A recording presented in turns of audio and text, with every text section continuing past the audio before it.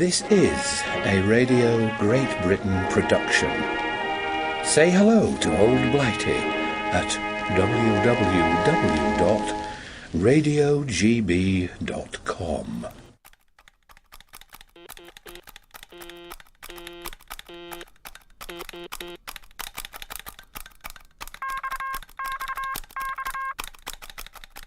Mayday, mayday, mayday. This is a mayday, mayday. I don't mean to interrupt, JT, but isn't that just a bit over the top? Why? We are in a situation of doom and dire peril, gentlemen. Yes, indeed. But the international emergency signal, Mayday, is only used for risks leading to immediate loss of life. Perhaps an assistance call without the threat to life. A pan, pan, pan is more appropriate to need. After all, we are only in the middle of a boating lake. Okay, point taken. Pan, pan, pan. All shipping, we are... How the fuck are you going to send an emergency rescue signal using only silly noises and a desktop hole puncher then? As much as I wish to dismiss it, I think he does have a valid point this time. So you have a better plan, King, do you? Well, let's have it then. Well, as we are in the middle of a big pond, I suggest we send a message in a bottle, and just in case we are all found dead, we can put the sound recordings we made for the new radio play inside it too. I like it. Yes, there is something in it, isn't there? Excuse the pun. Pass me that pen, Straub, and that USB stick. Here goes. Dear listeners, we are stuck. Help. We fled into hiding last week to hide from a very dangerous psychopath. We went to the mountains, but it was too cold there. We are now inside a most top-secret, underwater, secret ballroom in the middle of a lake. To assist you in your search for us, we can see fish. The top-secret, cheap, disposable, inflatable boat, which cost only $9.99 and was used to get us across here, now has a hole in it. We are stranded below. It is the same one we hid on the bank until the very early hours of the morning, rowing across to the island in the middle just before dawn to avoid detection. Please do not tell anybody about our secret location, as the owner said that if any more urbexers hang out here, he will flood it. And I only have one spare t-shirt left. I'm not sure if he was joking or not. Please help us. We are at Whitley Park between Godalming and Haslemere in Surrey. P.S. When you get to the island in the middle, there is an old Victorian spiral staircase. We are down there. And bring your camera. The most secret entry password is... said Die Antwoord.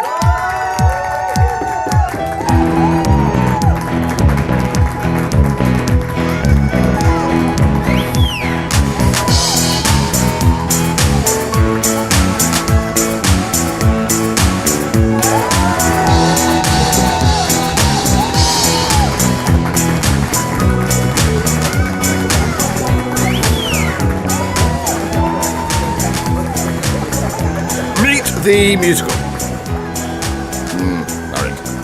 Oh, no, I don't read that bit. Meet the musical from Memoirs of a Psychopath, the definitive edition. Meet the musical, all songs written, arranged, produced, and performed by zombies. And about British singer-songwriter Jonathan Taylor, whilst we are here. Yes. A review by Kirsty Hope, writer and journalist. Taylor notes with a smile. At 15, when I bought my first second-hand guitar and amp, that's short for amplifier, for £75, my mother said it was a complete waste of money. Although it's left unsaid, one gets the feeling she's probably still eating her words today. Since then, his reviews have been somewhat more generous. It's been said he's the possessor of a marvellously dusky voice, full of resonance and beauty, by local press, and a real talent by the British politician, Tony Benn. God rest his soul, yes. While fans continue to liken him to Don McLean, Neil Young, Leonard Cohen, and even Neil Diamond. Taylor's lyrics remain consistent in theme. His overwhelming need to lend his voice to those who remain without. Oh, that's very profound. Yes, okay. I'll keep that bit. Whether they're victims of the Bulgarian communist regime, it's Nyazi, or an allergy to those lost in 9/11, if only, and the messages they left behind. Again and again he returns to his subject. In Holocaust Denier, written after meeting England's only known to Auschwitz survivor, Leon Greenman, his words convey not only the horror of genocide, but implore us to remember, should we let it happen again. Both tracks featured on BBC and worldwide radio, and for which British PM of the time, Gordon Brown, wrote to thank him. He did actually, yes. I still have it in my little scrapbook, the letter. Yes, Direct Communications Department, it said. Anyway, I digress. Even the house he now calls home in central Bulgaria, used as a partisan hideout for anti-Nazi resistance fighters throughout World War II, oh, that was a mouthful, has brought him inspiration in the form of the song Partisan. You begin to get the feeling Taylor needs this kind of connection to the past and a large helping of tragedy for both substance and creativity. Helping, that is, not helping. I've lost my place. Ah, yes. Taylor's music urges us to question why atrocities happen, whether they are individual or collective. He takes tragedy, seemingly internalizing the pain, and then slowly from his depths comes something beautiful, skillful, deeply memorable, and strangely, immensely listenable. Narrator continues. Oh, I don't need to read that. That was me, by the way. I thought I sounded all posh and professional. Didn't you? Not bad at all, JT. I think that'll sell a few copies. It says here in bought all chapter one, or you want it. Jet was, of course, always happy to oblige. You couldn't possess such a beauty and not service her needs at any beck and bequest. Do shut up, King. Copyright exists. Copyright Brittunculi 2015. Parental guidance, and there may be some swearing too. Actually, there's quite a lot of swearing. Stop! It's time for the serious bit. There have been shootings in Paris by Muslims. Yes, they were Muslims, don't get it wrong. They were Muslims. Why did they shoot? Because the so-called cartoonists, they make some cartoons of our Prophet. But the question is, do you have the right to go and kill? Fuck you, you don't. I'm a Christian, I'm a Muslim, atheist, a Jew. All I wanna do is ride with you. I'm a Christian, a Muslim, an atheist, a Jew. Je suis Charlie, can I ride with you? What does your religion, our religion, my religion, Islam teaches? Islam teaches you to be tolerant and to respect other people's faiths. But if their views do not respect, what you gonna do? Go and shoot in this 21st century? No, you cannot do that. You have to accept that in these countries, Islamic law does not rule. If you wanna win the hearts and minds of the people, in your views, go and preach. You do not fucking shoot people to believe in whatever you are or I am believing, correct? The cartoonists in Paris, Charlie Hebdo, they were criticizing people of all faith. Yes, they even mocked the Pope. It is their way of thinking. And if you know, there were cases after cases against them. They were fighting at court. Some of the cases they were winning, and some of the cases were contending in the court. And if you believe the court in Paris doesn't deliver what you want, then what do? You try to change the law in the way you want by doing what? By preaching logic, reason, love, not by imposing your law. Forget about imposing law, that is gone. And if you believe that here in this country, people are going to just accept whatever you believe to be or I believe to be religious thinking, and their way of thinking should be the same, it can't be. Whatever is religion to us are simply ideological views to non-believers. Accept that. Digest that. You do not have the right to impose any one-sided view in any way. The atheists do not have the right to impose their views on us as well.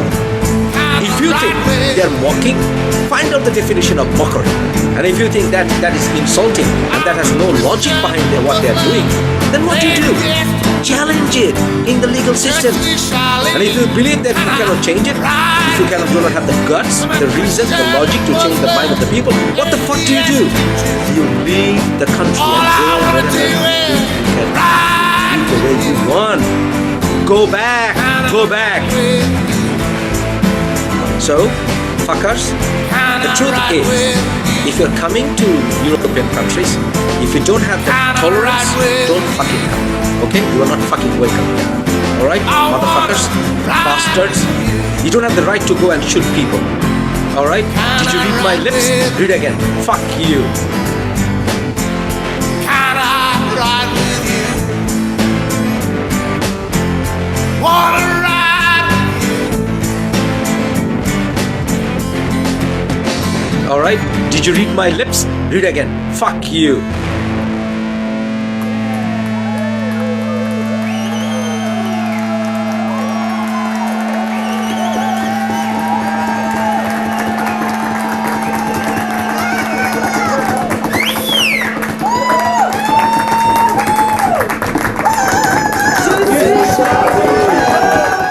Forward, the definitive edition by me, Peter Straw. It is the authoritative cult novel of the century, destined to be the only book of the millennium. Thousands of copies have already been downloaded. So did you get yours? Because if you haven't got a clue what we are talking about, have you?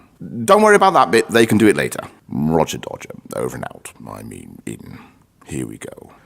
When a copy of the printed definitive edition first landed on my desk via a rather bemused New York agent, I could only assume it to be nothing less than a practical joke. I had long read Dr. Davis's original copy as an e-book, and along with dear friend and partner of horror and crime, Stephen King. Was that me you're talking about? For fuck's sake, will you shut up, King?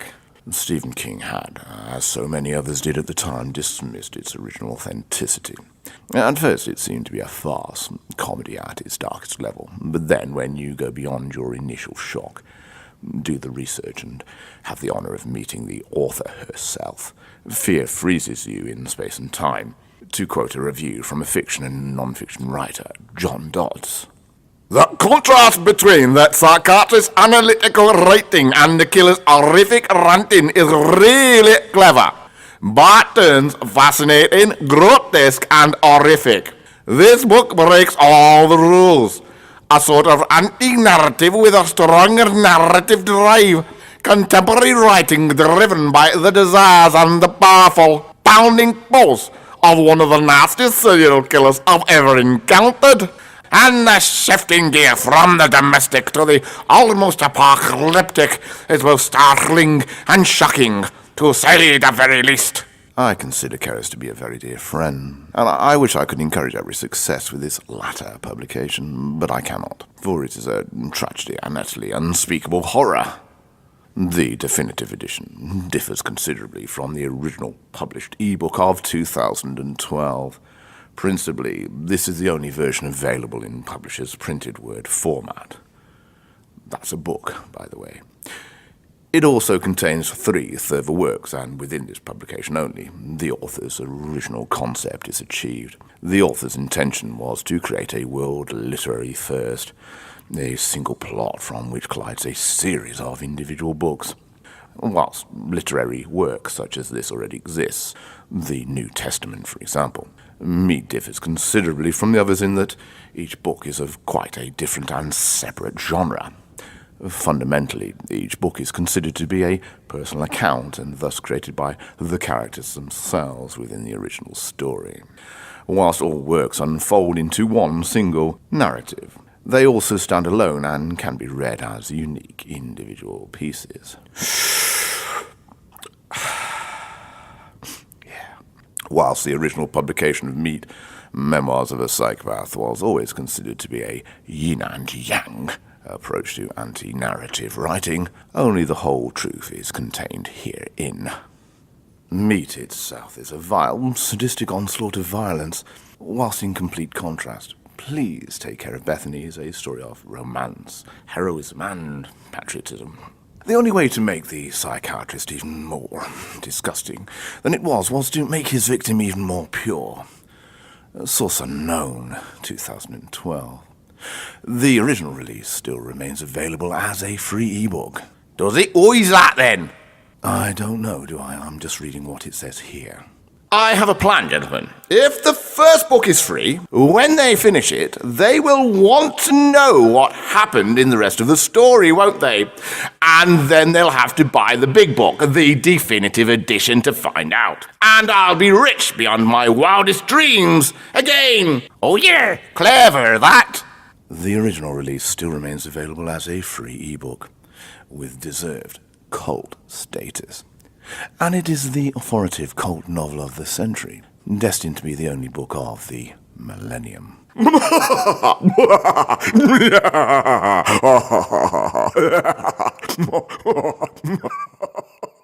With thousands of copies already downloaded, what appears to us, the reader, as totally unbelievable is now accepted to be completely believable. Is fact masquerading as fiction, or is fiction masquerading as fact? Is this an urban legend born out of truth? Only you, the reader, will decide.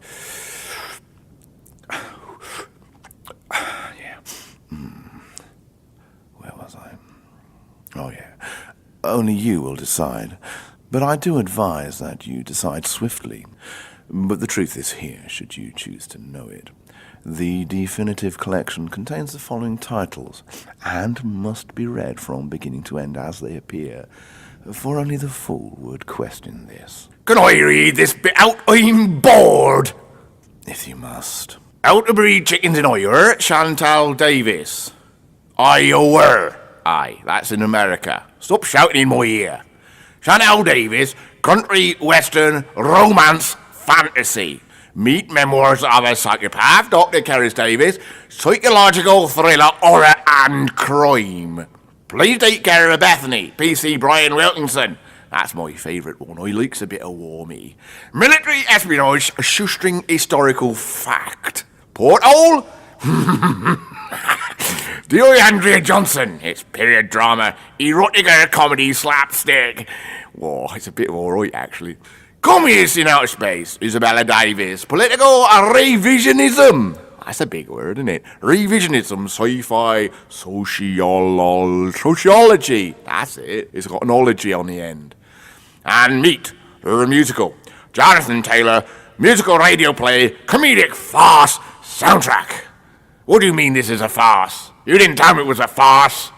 Anyway, it's a musical, horror, scary, not soundtrack radio play kind of thing that you're going to listen to. And for my part, I am a dedicated vegetarian.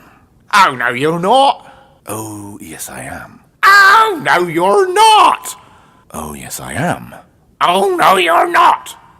Yes, I am. It's in the contract. Shut up already, will you? Thank you, Straw. Shut up already, will you? Peter Straub, 2015.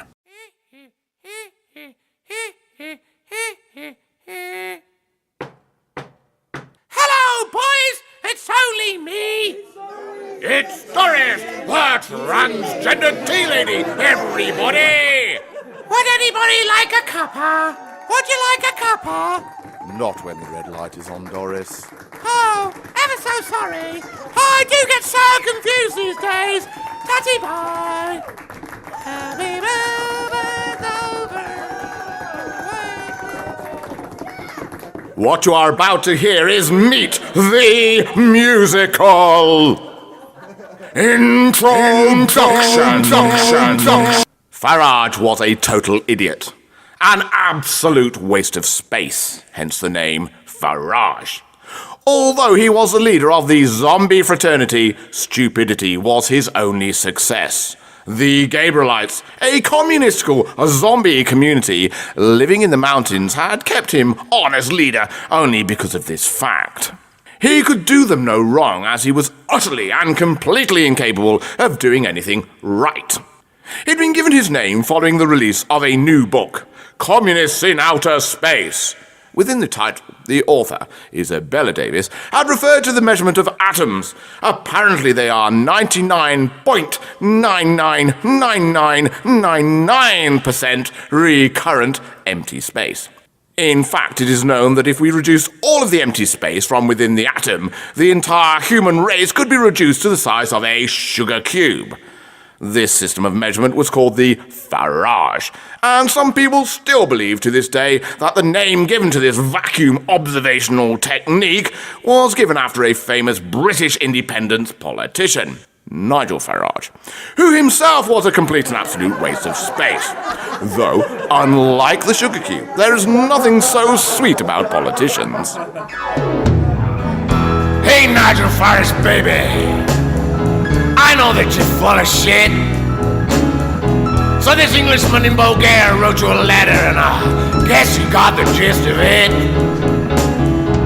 But something's gone wrong, and I never got your reply. Do you think you could write and advise me further before either one of us die?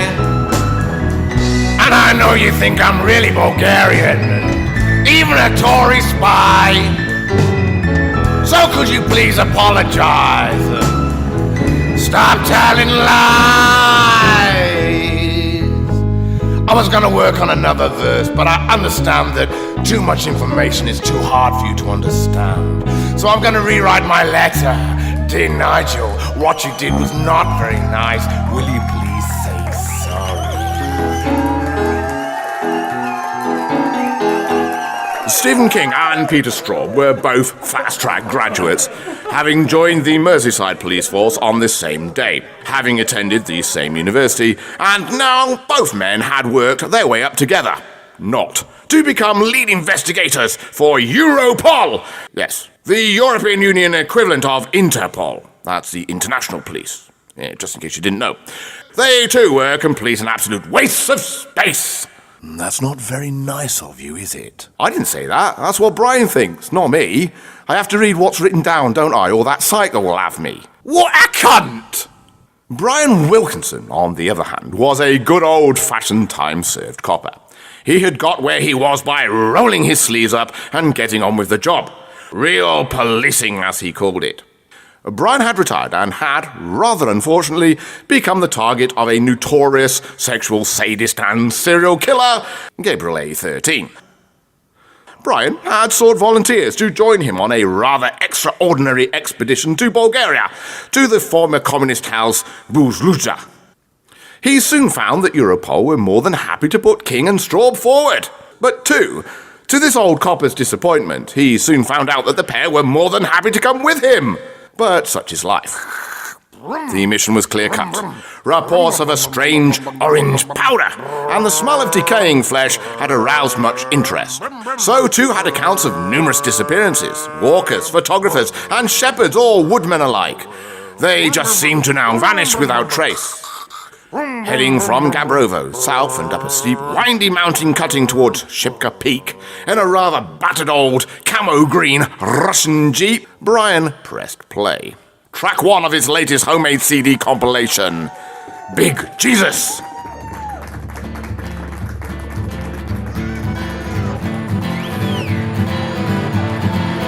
All right.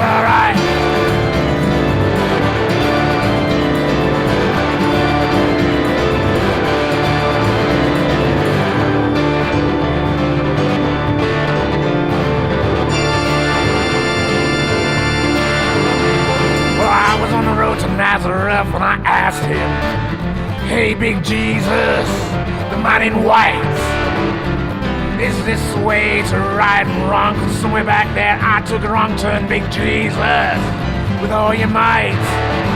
Hey, Big Jesus, with all your might. Hey, Big Jesus, with all your might. Hey, Big Jesus, with all your might. Well, he didn't know what to say to me, couldn't say what his advice should be. Said, best not hang out with me, but that's gonna nail me to a tree. Said, Jesus Christ Almighty. Said, Big Jesus, man in white. I guess if he couldn't get it right, I'd got no chance to do alright. I had to ask him why to keep on trying if you know that you're dying. You know you're dying, if you know you're dying. If you know you're dying, if you know you're dying. Said coming soon to a planet near you is this rap god, this lunar dune, and he's singing a very different tune about love and peace, man. Love and peace, man. Love and peace, man. Love and peace, man. It's fucking peace, man. I guess the tears was hallucinating about UFOs and emancipation. Christ our Savior! The inclination just kept saying, I gotta keep dying, so you can keep trying. I gotta keep dying, so you can keep trying. I gotta keep dying, so you can keep trying. Is this your joke, Jesus Christ Almighty, our Savior?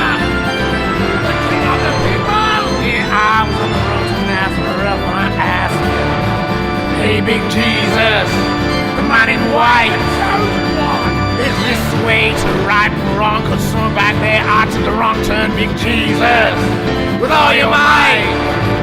Yeah, big Jesus, with all your might. Well, he didn't know what to say to me, couldn't say what his advice should be. He said, best not hang out with me, Pat's gonna nail me to a tree. He said, Jesus, the man in white.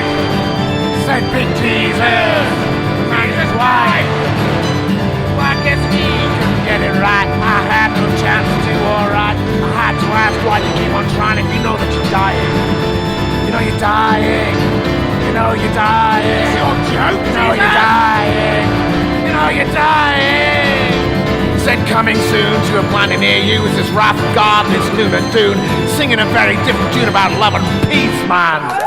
So what's the story, boys, head king? No, I have to say that bit. The he said king bit. Why's that then? Well, because if you speak in the present and then refer to yourself in the past, it'll sound stupid.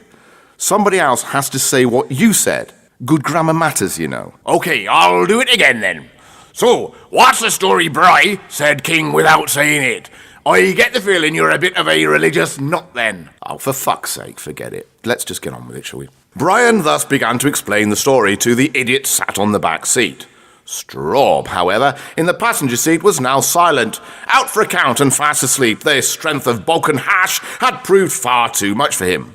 The song Big Jesus was a particular favourite of the serial killer, whom had stalked Brian for many, many years.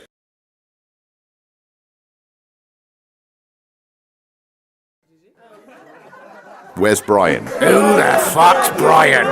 Oh shit, I forgot about him. Actually, that's not true. I couldn't afford him, so I made do with you two idiots instead. I forgot to change the script. I'll be Brian as well then, shall I? I'll just need to find a silly policeman's voice. I'll change his parts to red so I don't get confused. Here goes. He listens to it when he kills them. In red, exclaimed Brian. He suffocates them in a most horrific manner and gets off sexually whilst listening to it. Where have you been? Living under a rock or something? That's so typical of you fast tracks. Totally clueless in every respect. In response to the extremely rude verbal torrent, King thus replied so. How the fuck was I supposed to know that? Brian then passed to him a personally autographed copy of the book, Meet Memoirs of a Psychopath. You read that, twat. That's all you need to do. It's really not that fucking complicated, is it? Then pointed upwards to the top of the hill. There she is, the mighty Buzzluder. This is where the research facility was, and this is where we start. Music plays. Buzzluder theme.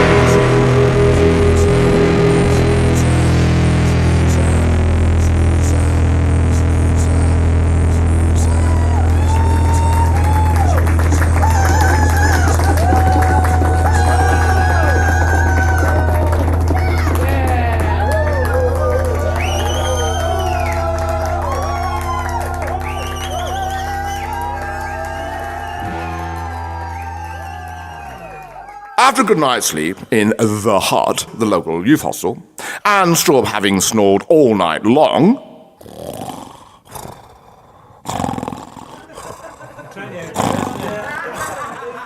thank you, Straub, King soon found that he had finished the book.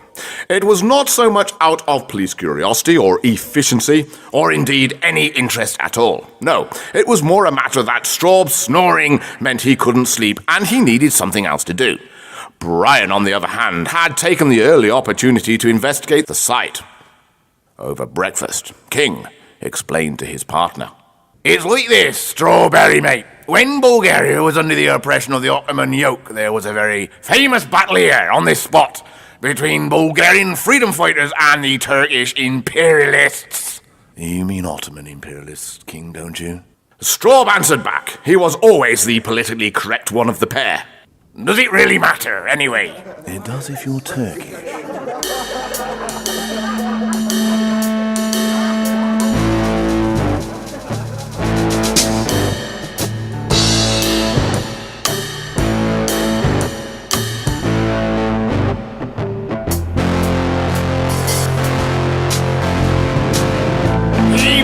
He still lives on a Balkan mountainside, drowning in blood, his smothered battle cries, mortal wound in his chest, a hero lies.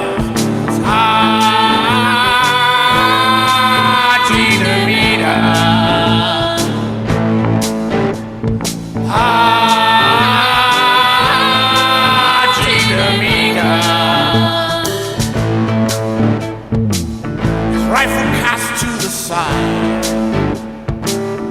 sword broken in two, his eyes blasted, flashing ahead, cursing what is all heaven ahead.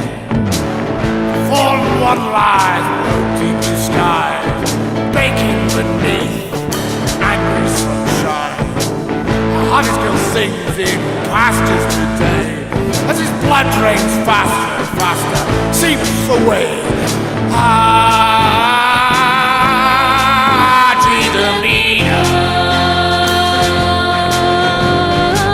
Let me sing your harvest songs, sing of freedom, be strong. Sing for me, slave girl, all beauty sing. Last beat of my heart, I pray you sing. Sing of Hashi Jamida.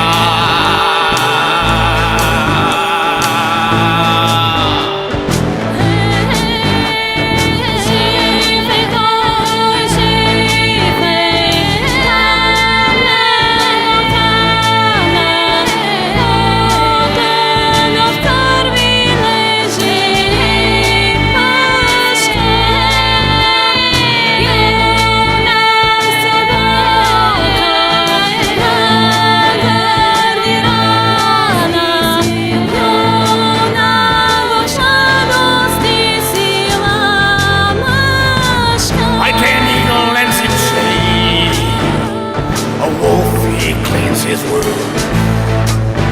High above the heroic falcon flies, protecting our living heroes too.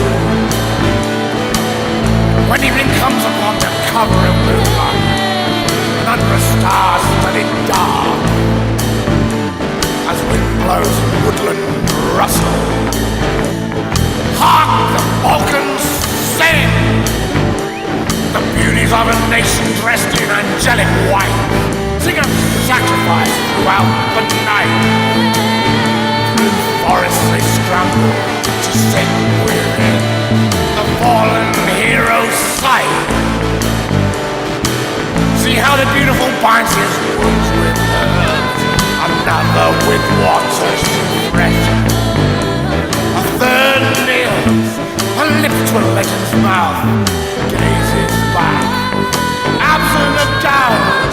Tell me, sister, but tell me, sister, but tell me, sister, where is Karaja? Karaja, Karaja, Karaja, what of my men? But tell me, sister, but tell me, sister. sister, but tell me, sister, for if not, I beg of you, leave me die here with them.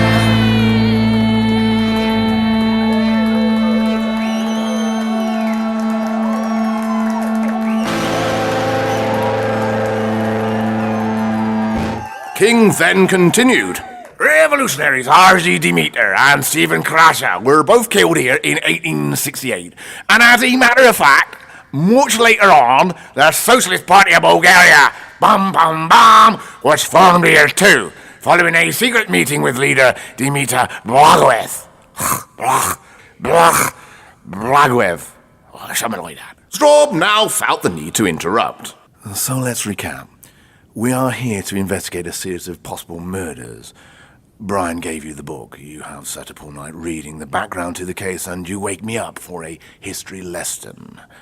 Is that correct? This is what all of this nonsense is about, King, yes? Straub now buried his face deep into his banitsa, a local cheese-breaded traditional, a day starter.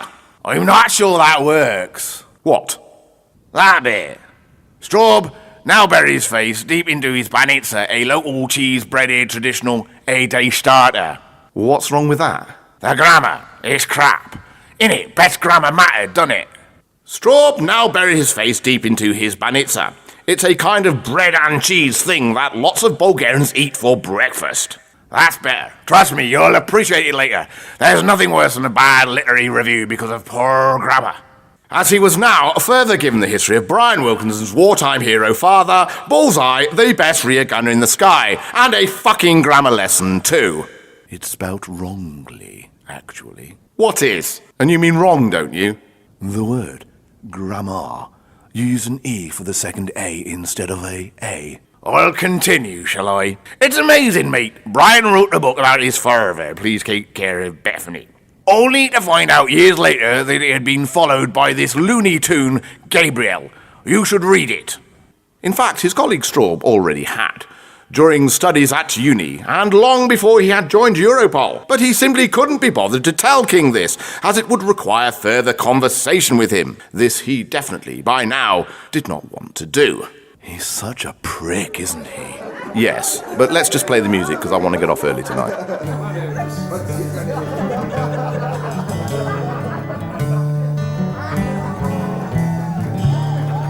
I spent the night in Seville, the girl that I loved in my arms.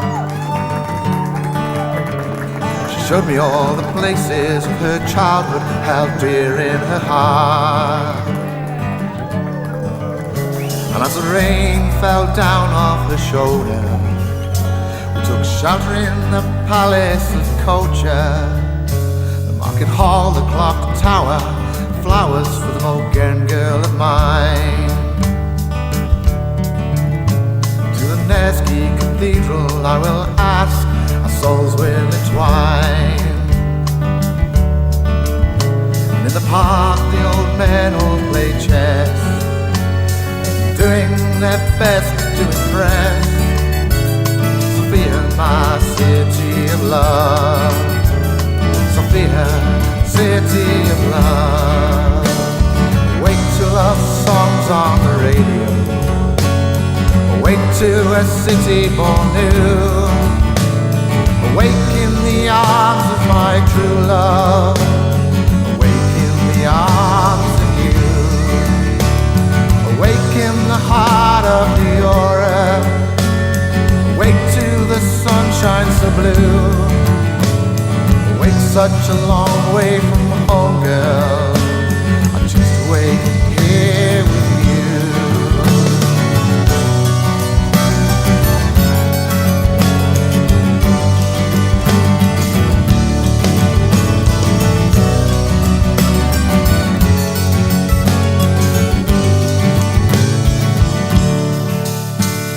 Street dogs, they bark at the trams making their way. I gave one a biscuit, I said, my friend, how are you today? Just like Giorgio Rakowski, my friend is now looking out for me. Sofia, my city of love. Sophia, city of love. The sound of her hills, cobblestone, yellow brick road from Vienna. From Vienna we walk arm in arm to the boulevard Brittunculi, where my eyes took the side of the dress. Wear it, my love, I bequest. Sophia, my city of love. Sophia, city of love. Awake to love songs on the radio. Awake to a city born new. Awake in the arms of my true love. Awake in the arms of you. Awake in the heart of New Europe. Awake to the sunshine so blue.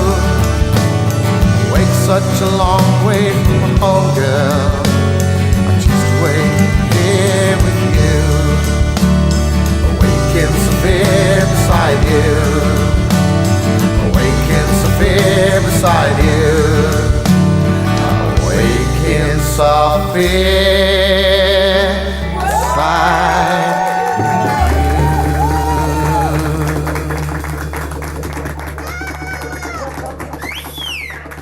Brian's father was indeed a war hero of World War II, and in his book had explained how he had been present during bombing raids of the country's capital city, Sofia. Bullseye Brian Wilkinson, a rear gunner aboard a Wellington bomber, had not managed to live with his guilt and had mysteriously died during a secret mission. And also, his father, Brian's grandfather, he too had also died in war, but earlier on, in the trenches of the Great War, World War I. Get this, King said, unable to contain his excitement. He was shot at dawn by the British. Are you ready for a cup of tea now? Said Doris, the tea lady. Not Doris, the red light is still on. Do pop along and put the kettle on or something. I already have. 17 times. Or is it 18? Anyway, what red light? I can't see a bloody thing these days. Toodle-pip, mustache, can't stand here talking to you all day. You sound just like Brian. If Brian was here, he'd have a cup of my tea. Oh, yes he would, I say. That's probably why he's not here.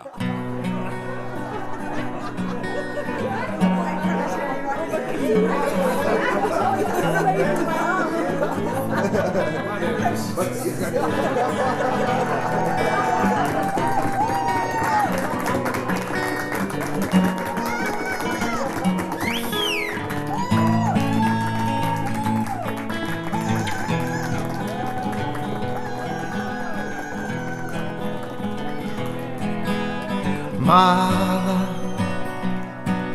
I'm dying. They're gonna shoot me at dawn. Mother, I'm writing before they bang on the door. Mother, forgive me, I've got no stomach for the war. Mother, tell father he won't believe what I saw.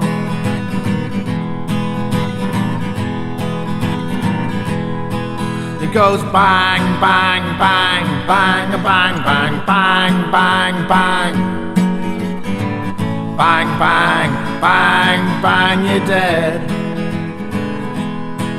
It goes bang, bang, bang, bang, bang, bang, bang, bang, bang. Bang, bang, lay down, you're dead.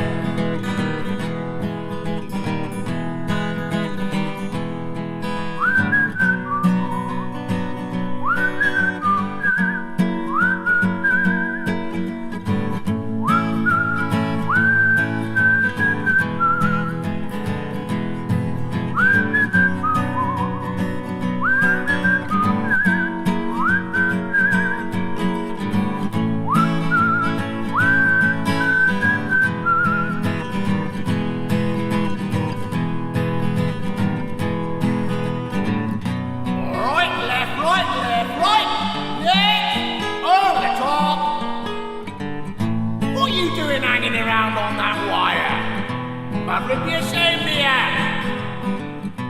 Come on, boy, you chicken. See more balls on a pussy, lad.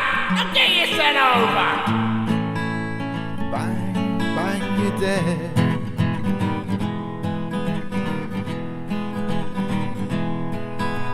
Mother, I'm dying.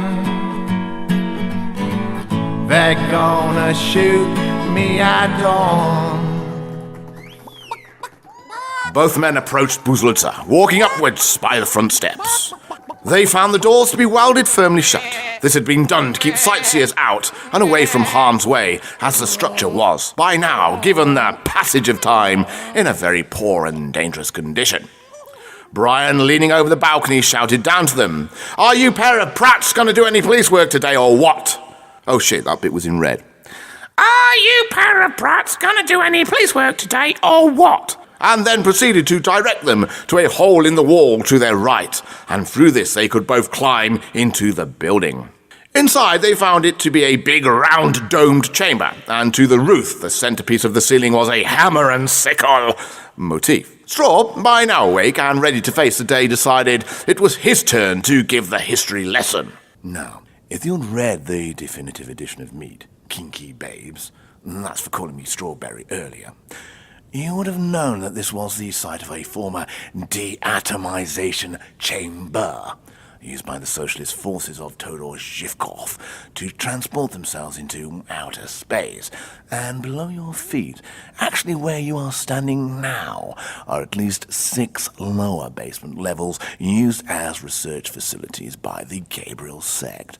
They conducted experiments into psychopathy, searching for the truth needed to create these Frankenstein-like psychopaths in their laboratory.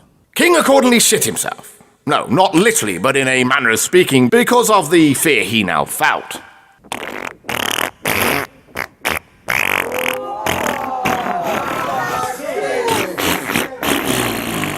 Thank you, Straw. You mean people really did get killed here? It's not just an urban myth? He said, his teeth now chattering with fear. Straub continued. You've been reading the abandoned Berlin website, haven't you? Oh, well. Yes, King, my old matey. Lots and lots of them. It all started with the murder of 2 French urbexers. They're kind of photographers who like to take pictures of derelict stuff. They like the decay and all that. To catch on film how a building deteriorates over time within a man-made environment once deserted and disused. Can you smell summit? He could see the boredom now start to climb all over his colleague's face, and in many ways enjoyed witnessing this frustration as revenge for the historical World War I-II lecture over breakfast this morning. Okay, I'll get to the point. They, the 2 French guys, Achille Pinet, 23, and Marac Bridor, 29, from Paris. They disturbed a secret meeting of a religious cult called the Gabriel sect, and obviously paid with their lives. They had their throats cut and their bodies dumped and burnt in the woods. Gabriel, the leader of the cult, was probably abused by a priest or something like that. It makes you go mad, you know. That kind of thing happening in childhood. It's enough to damage anyone.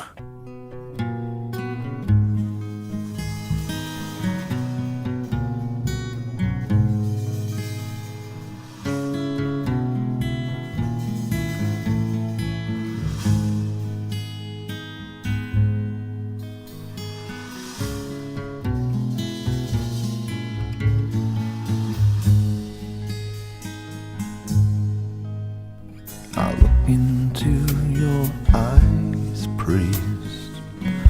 I'll watch you die, priest. Is it true a man of God can burn in hell as well? Is it true a man of cloth they burn so well? Priest, for the secrets that you keep, priest, those I cannot tell. Does your conscience help you sleep so well at night, priest? The man of God who taught me wrong from right was you, priest. The corridors they creak, priest, just as the gallows tight. I want it to be slow, piss yourself with fright, priest. Hypocrisy's your sin, you had no right, priest.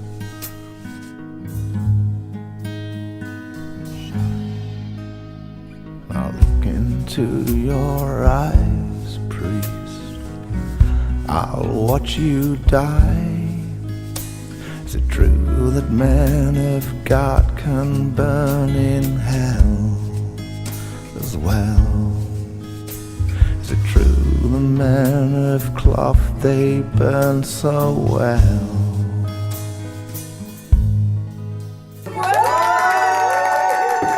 Brian now intervened between the two. This is all very interesting, but we're here to solve a case, and the history of the place can wait. Now to business. I have watched carefully, and there are zombies living here. I know it sounds fantastical, but it's true. I've managed to make friends with one called Farage. There are footprints in the lower generator room. They'd been left behind in a type of orange powder, he said, like he was reading from his notebook. Just like talcum powder, but orange. I followed them through the ventilation shaft. King and Straub froze on the spot to digest what they were now hearing. Brian was indeed telling them that zombies really did exist, and here they like to play blood games. What do they look like, Brian? Asked Straub, fumbling through his own pockets, pretending to look for his notebook, but really in a desperate search for a fresh, strong, Balkan joint to now calm his own nerves. It was all he could think to say, nothing too profound, I agree, but it was straight to the point in question. Well, I've met 2 of them now. Apparently, there are 16 in total downstairs. To be honest, the one called Farage appears to be a complete waste of time, but the other one, Isabella Stein, did very much remind me of my wife before she died. You must have read about her in the book I lent you. Yes, of course, replied King. She was called Doreen, weren't she? Yes, Doreen it is. I try not to think of her in a past tense. We loved each other very much. She still talks to me, you know. Anyway, the one called Isabella Stein did remind me of her. Brian then became quite overwhelmed by his own emotions. This is the first day of my life. This is the first day of my life. This is the first day of my life. Now that I've seen you, this is the first day of my life. This is the first day of my life. This is the first day of my life. Now that I've seen you, standing there without a care, and your long, long, long, long hair. Beware, where I can't help but stare. Wish I was standing there, right beside you. I'll take a breath, another breath. Okay, just one more breath, then I'll make a plan. Believe me, I want to see you, but I've never felt this way before. I want to confess to the goddess right before my eyes. But it's hard to say to you without you probably thinking that I'm mad. I want to, and I need to get to know you. somehow. This is the first day of my life. This is the first day of my life. This is the first day of my life. Now that I've seen you. This is the first day of my life. This is the first day of my life. This is the first day of my life. Now that I've seen you, my heart stops. My heart stops. My heart stops. My heart stops. My heart stops. My heart stops. My heart stops. My heart stops. My heart stops. My heart stops.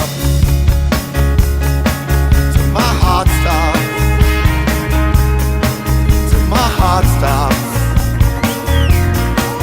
My heart stops. My heart stops. My heart stops.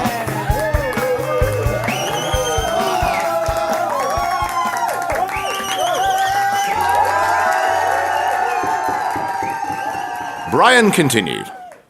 We are not allowed to know where this secret entrance is. I think they have trust issues with us. He's coming back in a few hours with the rest of them to introduce us all, so we just need to kill some time in between. King, true to character, did just that. He sat all day reading his copy of Portal. Portal, written by an old colleague, D.I. Andrea Johnson. Have you ever read this, Brian? It's pornography, you know. Imagine that. A senior policewoman secretly writing erotica. You knew each other, didn't you? Yes, I did. We worked very closely together on the original investigation, but I've never read it myself. Doreen wasn't to prove. Straub, however, being the brains behind the two fast trackers, used his time much more efficiently and concentrated on something much more appropriate. The memoirs, as written in part 3. Psychopic husbandry. Did she really shag the psycho? Shut the fuck up, why don't you?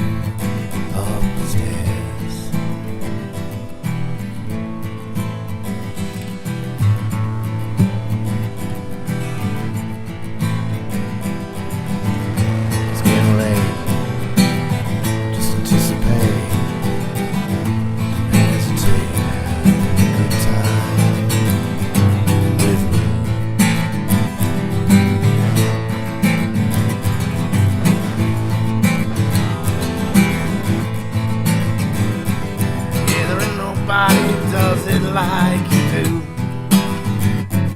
No, there ain't nobody gonna do it like you do.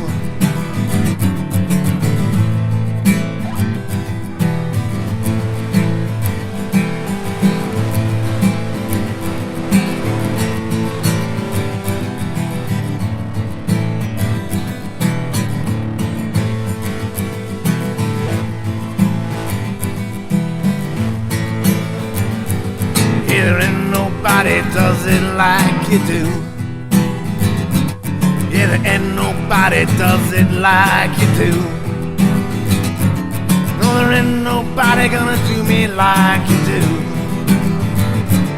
There ain't nobody does it like you do. No, there ain't nobody does it like you do. And there ain't nobody gonna do me like you do.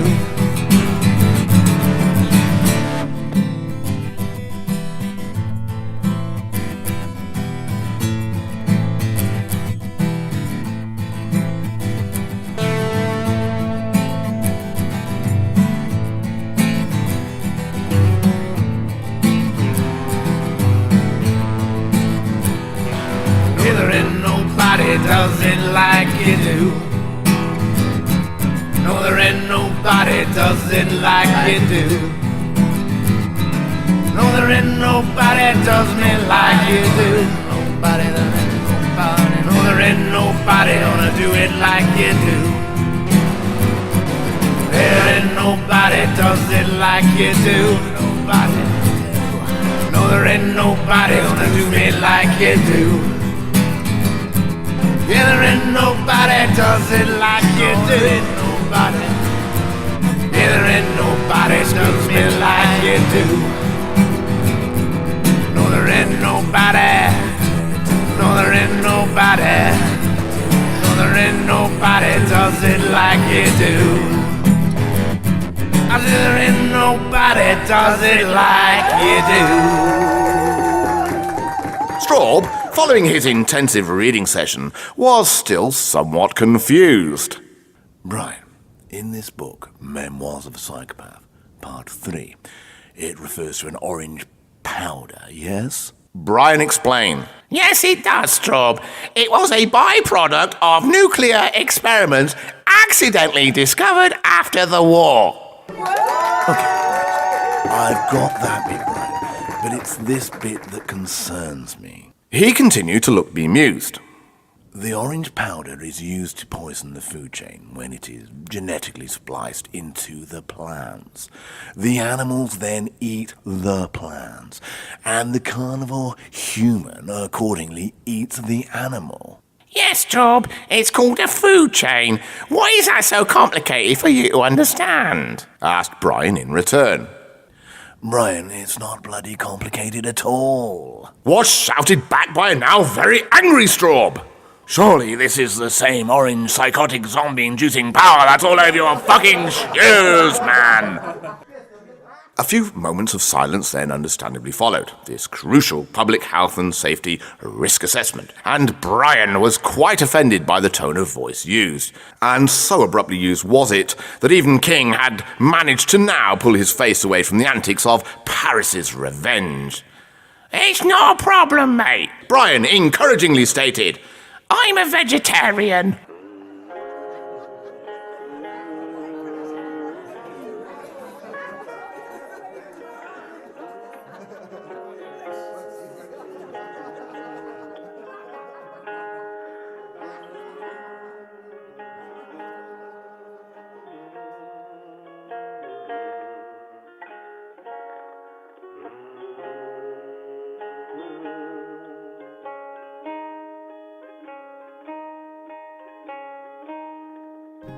Cherish the day we first met,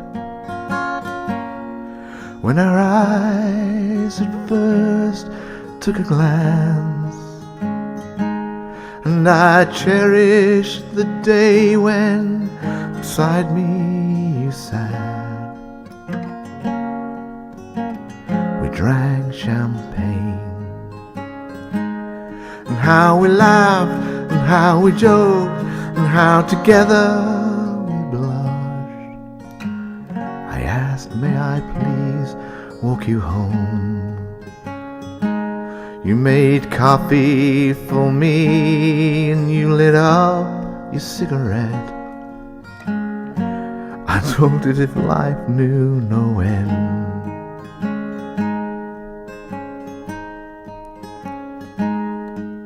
Smile like the dawn awakens me. Your eyes like the stars of the night, with all the love and the grace of the mother, holding the newborn so tight. Won't you go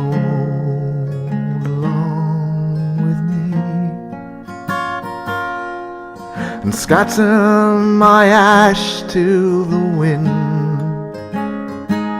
and at the foot of the old oak tree,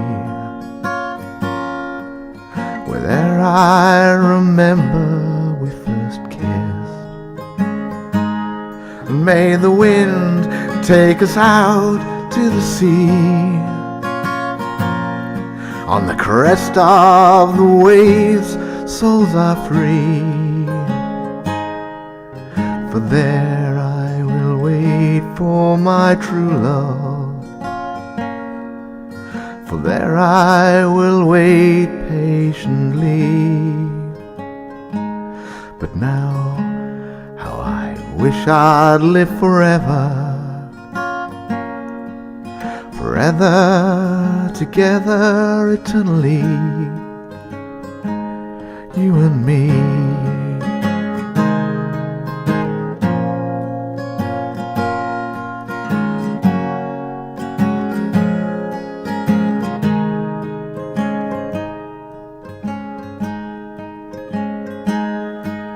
Your smile like the dawn awakens me.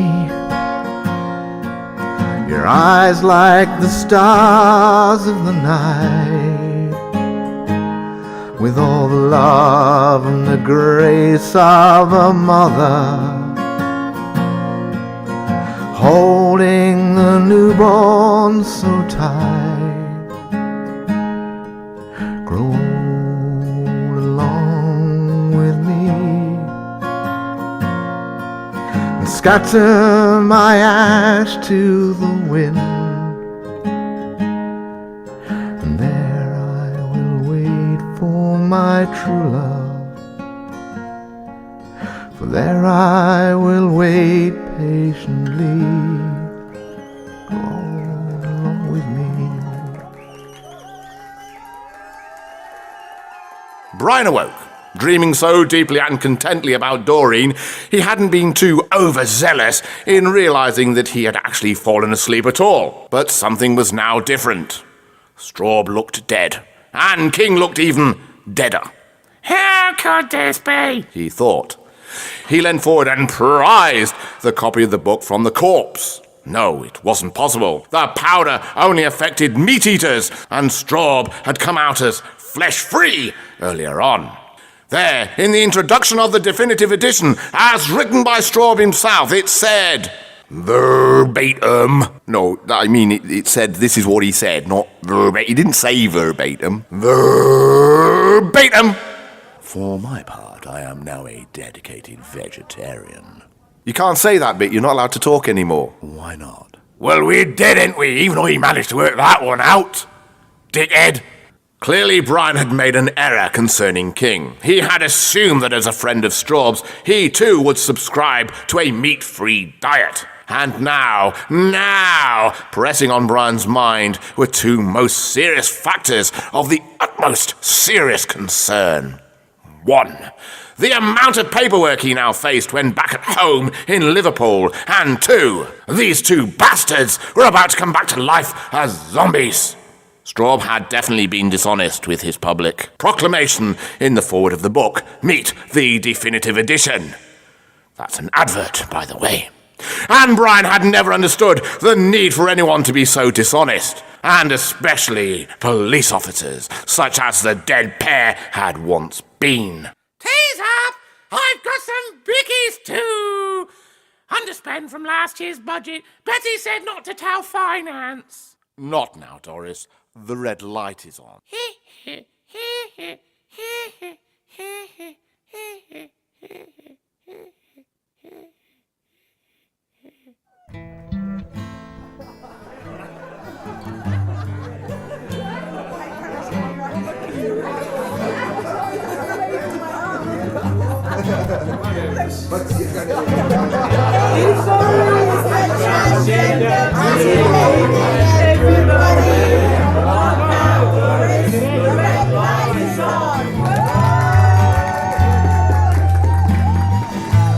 Shut your face, you'll take that back. You know, I know that you're talking crap. Back to basics, let's deal with the fact. You know, I know just where we're at. You've never stopped, pause to think, always pushing me to the lines. Well, apologize.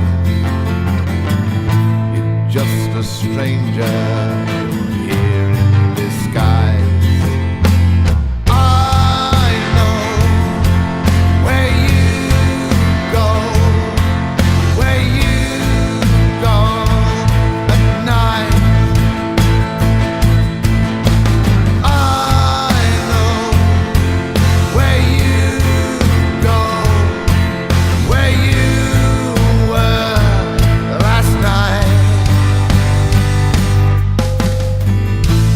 Hello, hello, how low you go. Hello, hello, how low.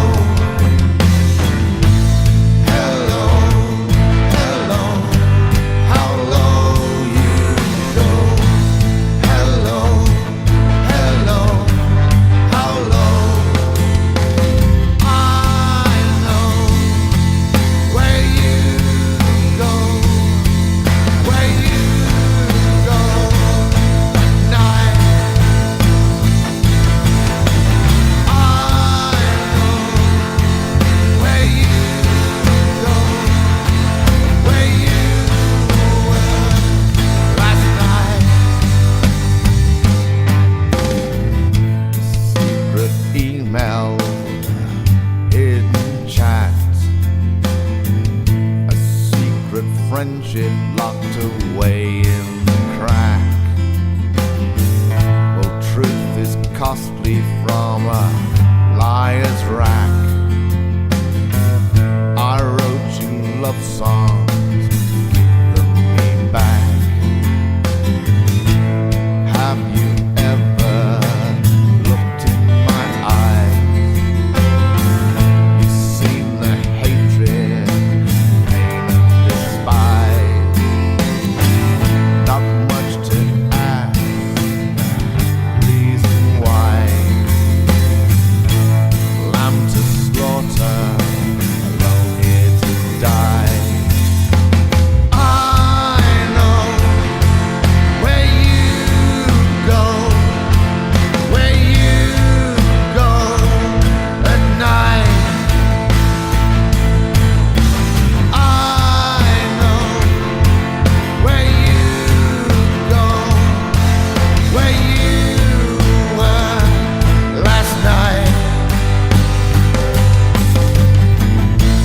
Hello, hello, how low you go. Hello, hello, how low. Hello, hello, how low you go. Hello, hello, how low. I know where you go at night. I know where you go last night. Shut your face, take it back.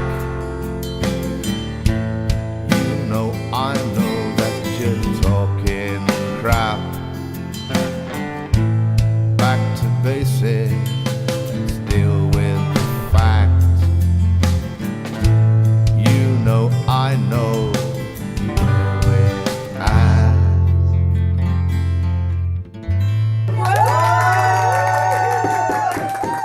There was only one way to kill a zombie, and that was to completely sever the head from the torso. But this wasn't really Brian's scene, and sure enough, the two zombies he had met earlier that day had seemed to be quite pleasant enough.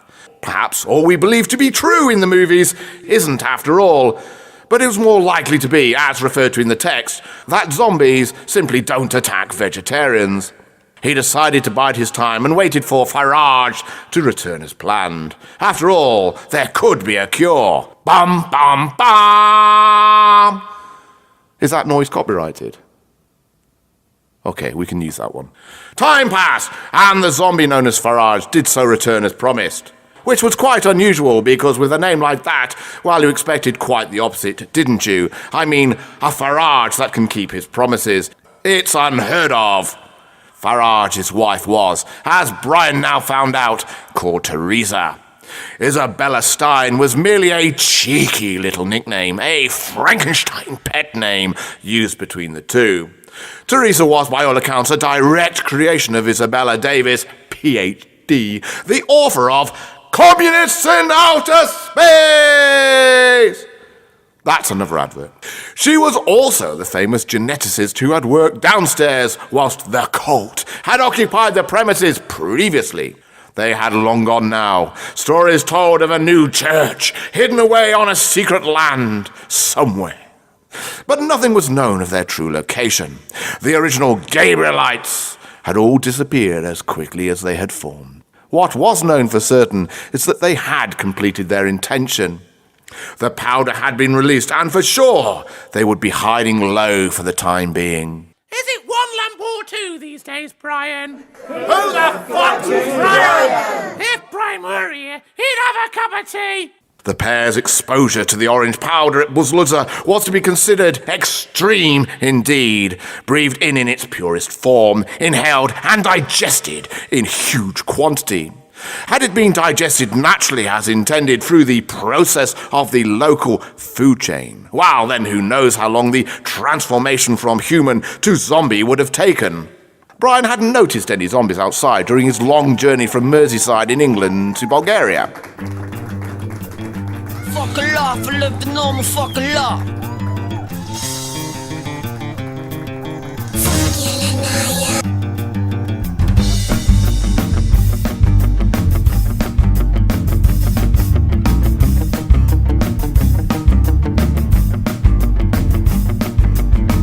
I'm in love with Teresa, but when I told her she laughed. Well, if it wasn't for my pride, I'd have killed up and died. I'm in love with Teresa.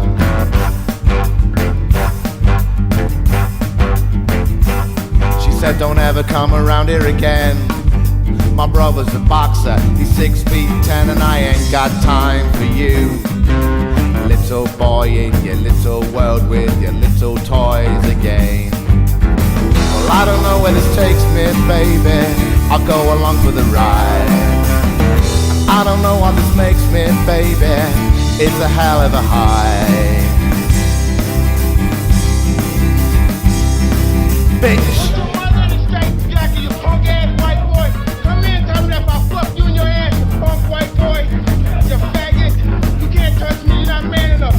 I need drums. Fuck you, you hoe. Come and say to my face, fuck you, ass for everybody. You bitch, come on, you bitch. You scared coward. You not man enough to fuck with me. You can't last 2 minutes in my world, bitch. Look at you scared now, you hoe. Scared like a little white pussy. Scared on the real man. I'll fuck you till you love me. Give me leave. Take me to my insanity. There must be 1,000,001 ways to fuck with the brain.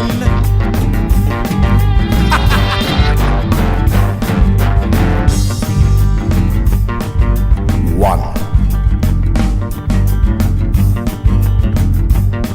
Cocaine.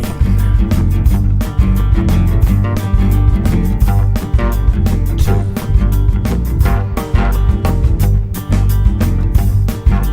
I see.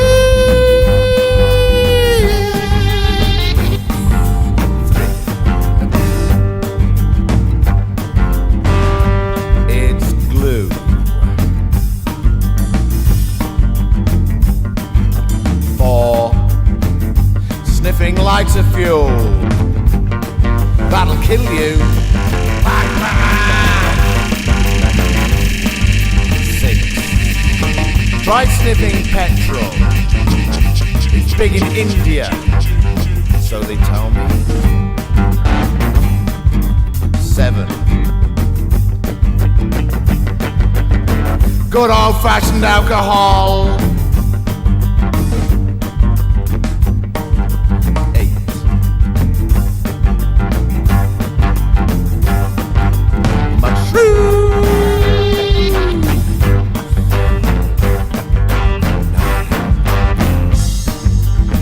methamphetamine, maybe ketamine.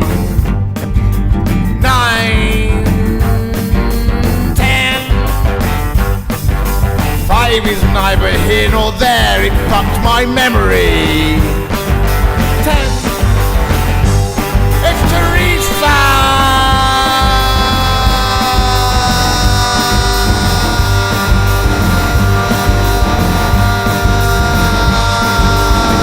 I don't know where it takes me, baby. I go along for the ride. I don't know what makes me, baby.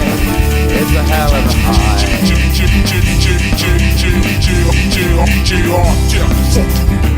I'm in love with Teresa. When I told her, she laughed. While if it wasn't for my pride, I'd have killed up and died. I'm in love with Teresa Brown. She said, don't ever come around here again. My brother's a boxer, 6'10", and I ain't got time for you. Little boys in your little worlds with your little toys again. Ketamine, just say hey. I don't know where this takes me, baby. I go along for the ride. And I don't know what this makes me, baby. It's a hell of a high.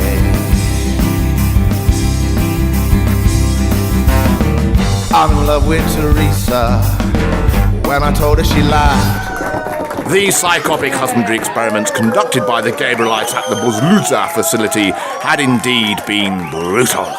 Zombies had never been the best of lookers, but the zombies of Shipka were particularly unpleasant to the human eye.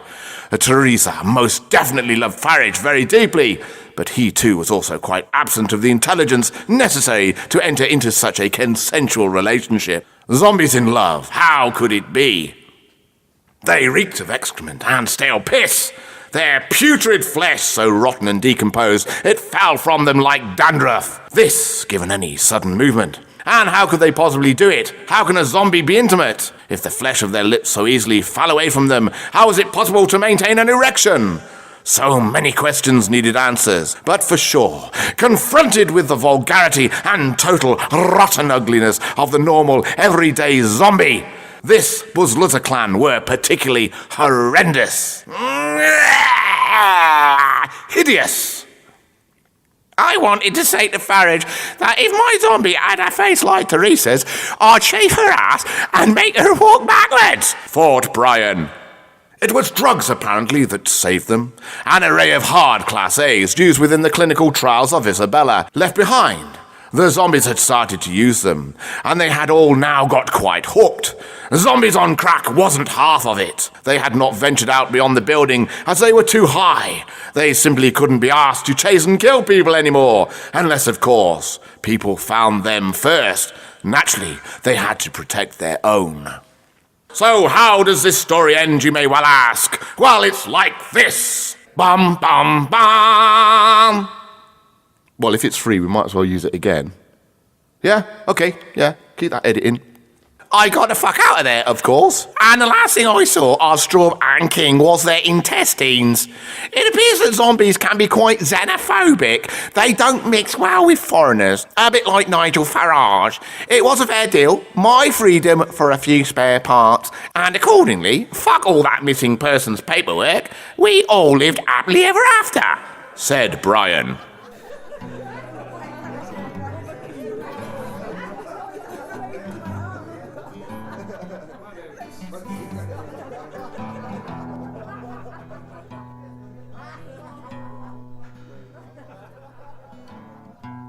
I sat down and I started to cry. I guess I never knew me at all.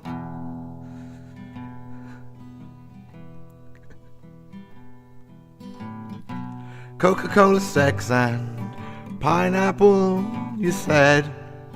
And how that made me laugh.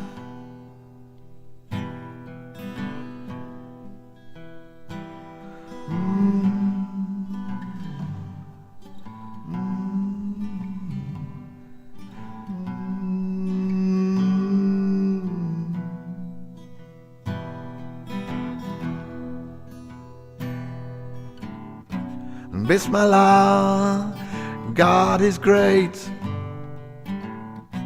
I pull the trigger and detonate.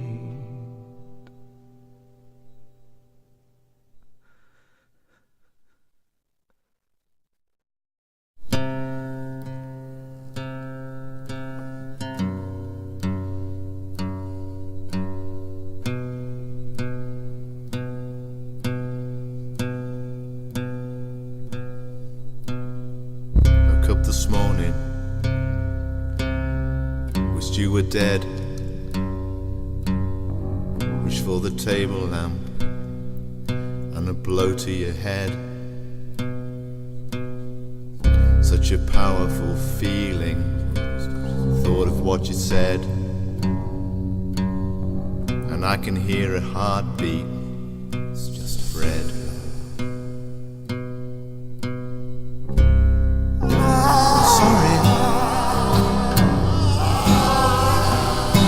I'm so sorry.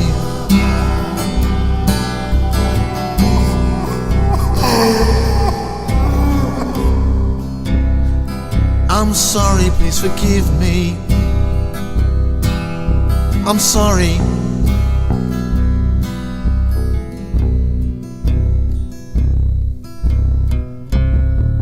Yeah, I'm sorry that I met you. I'm sorry that I loved you.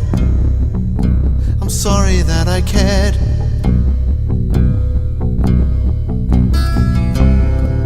So sorry, please forgive me.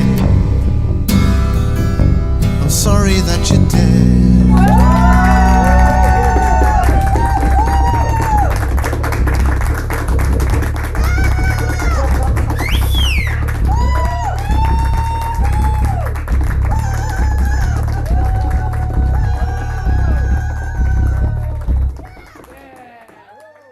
That's crap. Frankly, that's crap. Why? It just is, isn't it? I think I should have an happy ending, personally. Oh, for fuck's sake. Good karma and all that, boss. Happy ending means happy lives. Here, have a drag. And so, the zombies who had so happily played blood games inside the building, this in complete isolation for so many tortured, lonely years, then decided to throw a party. They said, "You are all invited," said Farage in orange. "Oh, yes, please come," said Teresa, the ugly one. I made her orange too. "We've got lots of rakia." That's better. You feel good now, don't you? The rakia is some good shit too, mate. I feel a little dizzy. I'm sorry. But I don't want to be an emperor. That's not my business.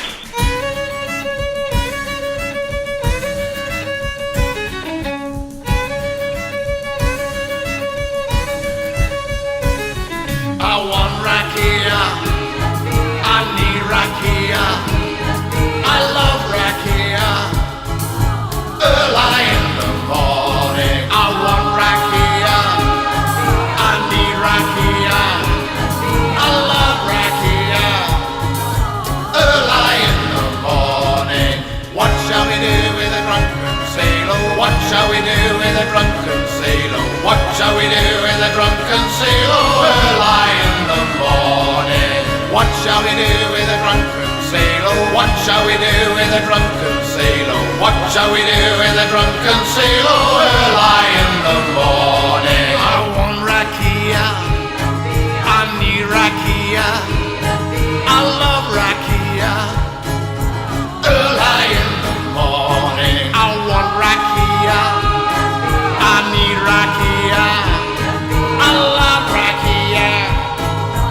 Early in the morning. What shall we do with a drunken sailor? What shall we do with a drunken sailor? What shall we do with a drunken sailor? Early in the morning. What shall we do with a drunken sailor? What shall we do with a drunken sailor? What shall we do with a drunken sailor? Early in the morning. Best of all. Best voter. Best talk.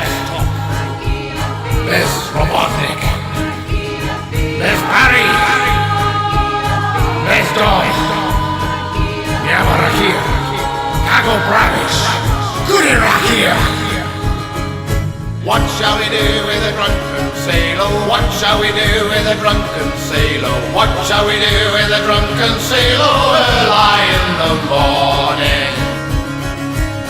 To those who can hear me, I say, do not despair. The misery that is now upon us is but the passing of greed, the bitterness of men who fear the way of human progress. The hate of men will pass, and dictators die, and the power they took from the people will return to the people, and so long as men die, liberty will never perish.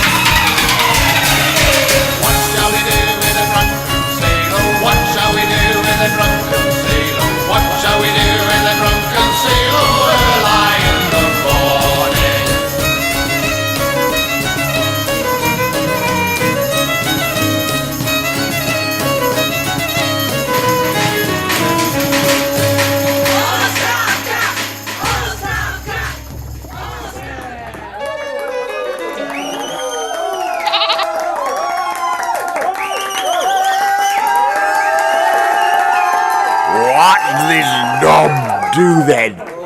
Dunno, try it. Are you sure I should? I don't want to go out setting on the zombies like. They're a bit sensitive, this bunch, aren't they? Perhaps it turns the eating on and offable. And then, without a moment to spare, they all took off.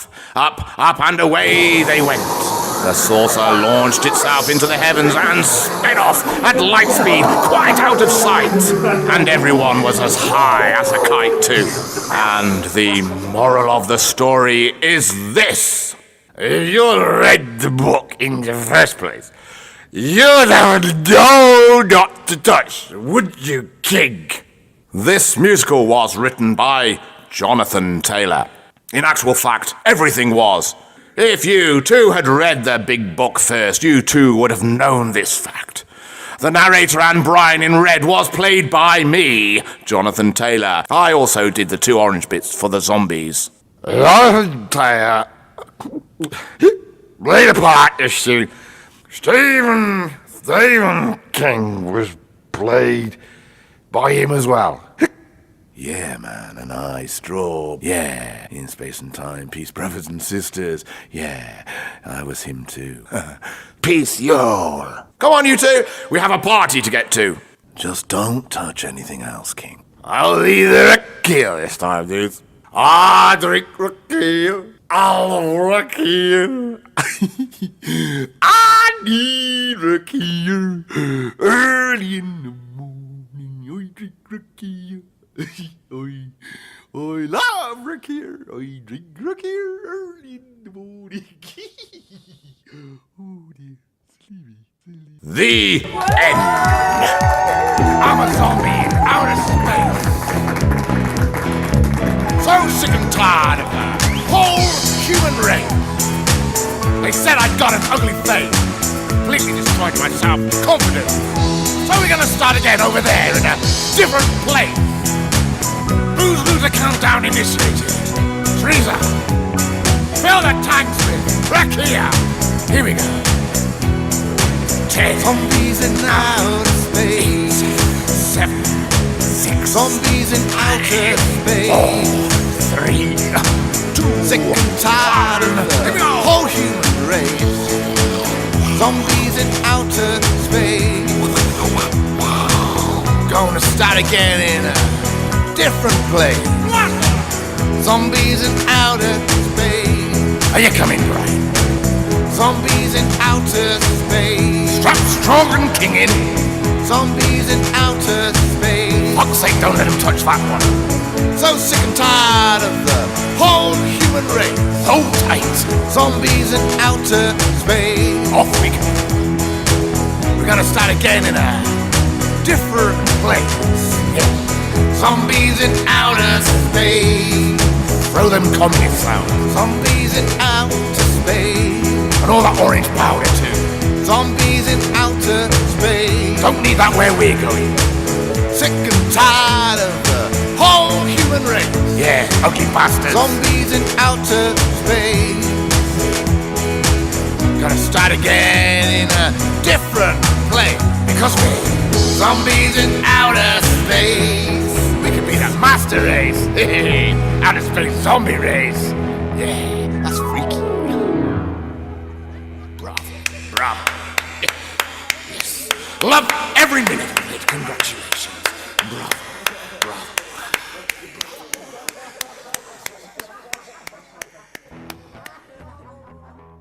The end. Oh, no, it's not. Oh, yes, it is. Oh, no, it's not. Oh, yes, it is. Oh, no, it's not. Because my name isn't Doris. It's Bum, Bum, Bum. It's Vladimir. And I'm coming with you. Secretly, I am a secret spy for the CIA. I am to find those communists in outer space and assassinate their leader, Todor Nokabolakov. But don't tell anyone. That won't be hard, love. Just make him a cup of tea. The Koreans are listening.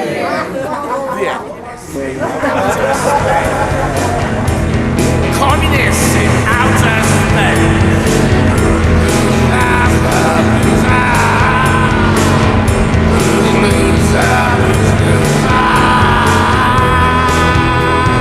Communists in outer space.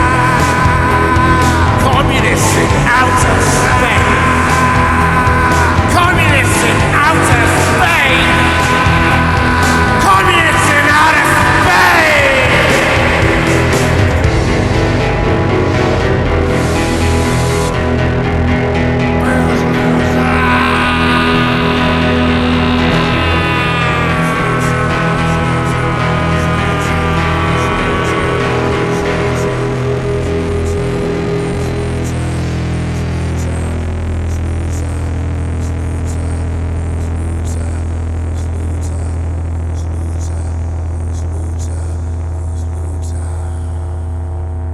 Or was it?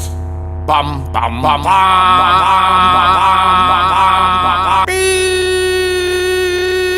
Hello, you've reached the answer machine of Jonathan Taylor. I'm sorry, but I can't take your call just now. I've run away. In fact, I've gone to live in the mountains where nobody will ever find me, and I probably won't ever be able to answer your call, ever. I'm sorry, it's nothing personal. It appears that a psychopath by the name of Gabriel A13 is rather pissed off with me. He instructed me to write a musical to accompany his holy masterpiece, but he seems to think that the end result is some sort of piss take. Can't for the life of me understand why. There it is. No sense of humour, these psychotic killers. Please leave your message after the tone. Beep. Is it one lamp or two these days, Brian?